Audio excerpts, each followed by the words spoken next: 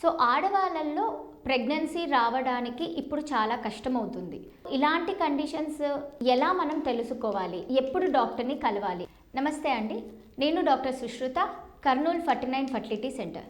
యాక్చువల్గా ఏంటంటే ఆడవాళ్ళలో ఫర్టైల్ పీరియడ్ ఎంత ఇంపార్టెంటో మగవాళ్ళల్లో కూడా కణాలు టెస్ట్లు అలాంటివి కూడా ఎంత ఇంపార్టెంటో, ఏ సిచ్యువేషన్లో మనము డాక్టర్ని సంప్రదించాలి అని తెలుసుకోవడం కూడా చాలా ఇంపార్టెంట్. సో ఇప్పుడు అంటే మెచ్యూర్ అయిన తర్వాత రెగ్యులర్గా పీరియడ్స్ వస్తున్నాయా లేదా అనేది ఆడపిల్లల్లో మనము చూసుకోవాలి. ఇంకోటి ఏంటి అంటే పెయిన్ఫుల్ పీరియడ్స్ ఉన్నప్పుడు ఖచ్చితంగా ఏమన్నా పెళ్ళైన తర్వాత కూడా విపరీతంగా పెయిన్ వస్తుంది, డేట్ వచ్చే ముందర పెయిన్ వస్తుంది, డేట్ అయినప్పుడు పెయిన్ అనేది తగ్గిపోతుంది. అలాంటప్పుడు మనం ఏంటి స్కాన్ చేయించుకుంటే మంచిదన్నమాట. ఎండోమెట్రియోసిస్ అట్లాంటిది ఏమన్నా ఉందా, అడినోమయోసిస్ అనేది ఏమన్నా ఉన్నాయా, అంటే గర్భసంచిలో ఏమన్నా ఇన్ఫ్లమేషన్ అనేది ఉందా, ఇంకా అండాశయాలలో ఏమన్నా సిస్ట్లు అనేది ఏమన్నా ఉన్నాయా అనేది తెలుసుకోవాలన్నమాట. దీనికి కరెక్ట్ ట్రీట్మెంట్ వాడితే మాత్రం ప్రెగ్నెన్సీని మనము ఈజీగా తెచ్చుకోవచ్చు. సో పీసీఓడి కండిషన్ మనకందరికీ తెలుసు, ఇప్పుడు ఎక్కువ వింటున్నాం మనము, అంటే నీటి బుడగల సమస్య అని అంటారు. ఈ సిచ్యువేషన్లో ఏంటి అంటే, ఒకటి అండాశయాల్లో ఎక్కువ ఎగ్స్ ఫామ్ అవుతూ ఉంటాయి, అవి క్వాలిటీ అనేది తక్కువ ఉంటుంది, హార్మోన్స్ అనేది ఎక్కువ ఉంటుంది. సో పెళ్ళైనాక పిల్లలు పుట్టట్లేదు, 2 ఏళ్ళు 3 ఏళ్ళు అయిన తర్వాత పిల్లలు పుట్టట్లేదు అంటే కంపల్సరీగా స్కానింగ్ ఎంత ఇంపార్టెంటో ఆడవాళ్ళలో హార్మోనల్ టెస్ట్లు కూడా చాలా ఇంపార్టెంట్. సో ఈ హార్మోన్స్ని మనం తీసుకొని టెస్ట్లను చేసుకొని దానికి తగ్గట్టు ట్రీట్మెంట్ ఇప్పించుకుంటే మాత్రం ప్రెగ్నెన్సీని ప్లాన్ చేసుకునేకి అవకాశం ఉంటుంది. ఇంకోటి ఏంటంటే ఏజ్ ఫ్యాక్టర్.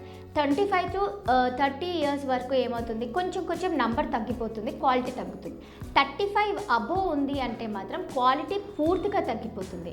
అంటే ఇప్పుడు ఈ 2-3 ఎగ్స్ ఉన్నా కానీ 20 నుంచి 25 ఏళ్ళ వాళ్ళల్లో ఎగ్స్ తక్కువ ఉన్నా కానీ క్వాలిటీ బాగా ఉంటుంది. అదే 25-35 ఏళ్ళు అయిపోయినాక వాళ్ళలో కొన్నిసార్లు చిన్న ఫాలికల్స్ ఉన్నా కానీ అవి క్వాలిటీ మాత్రం ఉండదు.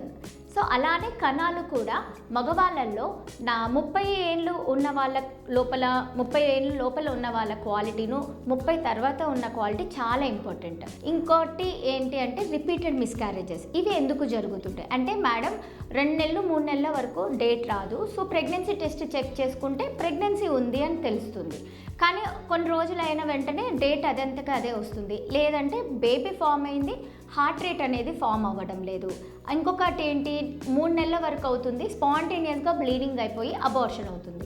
ఇలాంటి సిచ్యువేషన్స్లో ఉన్నప్పుడు కొన్ని ఇన్వెస్టిగేషన్స్, బ్లడ్ టెస్ట్ అనేది చాలా ఇంపార్టెంట్. అంటే వాళ్ళకి బేబీ ఫామ్ అవుతుంది కానీ సమ్ క్రోమోజోమల్ అబ్నార్మాలిటీస్ అనేది ఉంటుంది, అవి మనం అవాయిడ్ చేయాలి అంటే కొన్ని ఇన్వెస్టిగేషన్స్ చేసుకొని దాంట్లో మనకేమైనా లోపాలు ఉన్నాయా అని తెలుసుకొని ఆ నెక్స్ట్ ట్రీట్మెంట్ పెట్టుకొని ప్రెగ్నెన్సీ ప్లాన్ చేసుకుంటే మాత్రం సక్సెస్ రేట్ అనేది ఉంటుంది. చాలా వరకు ప్రెగ్నెన్సీస్లో ఏంటి అని అంటే బీపీ, షుగర్, హైపర్ టెన్షన్ ఇలాంటివి వచ్చినప్పుడు ఏంటి అని అంటే, ఎలా మేము ముందుకు వెళ్ళాలి మేడం, మాకు బీపీ వచ్చింది, మాకు షుగర్ వచ్చింది, మాకు భయం వేస్తుంది, మాకు క్వాలిటీ అనేది ఉంటుందా లేదా అని భయపడుతుంటారు. కానీ ఒకవేళ వాళ్ళకి స్పాంటేనియస్గా ప్రెగ్నెన్సీ వచ్చాక కరెక్ట్గా మెడిసిన్స్ వాడుకుంటూ ట్రీట్మెంట్ తీసుకుంటే మాత్రం 9 మంత్స్ వరకు ప్రెగ్నెన్సీ నిలబడి బేబీస్ కూడా హెల్తీగా పుట్టిన వాళ్ళు చాలామంది ఉన్నారు. సో మనము ఇలాంటి సిచ్యువేషన్స్ ఉంటే, మీకు భయంగా ఉంటే ప్రెగ్నెన్సీలు నిలబడవేమోనన్న భయం ఉండదు. సో ప్రెగ్నెన్సీస్ నిలబడినాక కూడా మనం ఎంతనో జాగ్రత్తలు తీసుకోవచ్చు, ప్రెగ్నెన్సీని కంటిన్యూ చేయొచ్చు. ఒకవేళ సపోజ్ మీకు ప్రెగ్నెన్సీస్ వచ్చి మిస్క్యారేజెస్ అవుతూ ఉంటే ఆ నెక్స్ట్ కూడా మిస్క్యారేజెస్ కాకుండా మనం అవాయిడ్ చేసుకునేకి చాలా వరకు అవకాశాలు ఉన్నాయన్నమాట. థ్యాంక్ యూ అండి.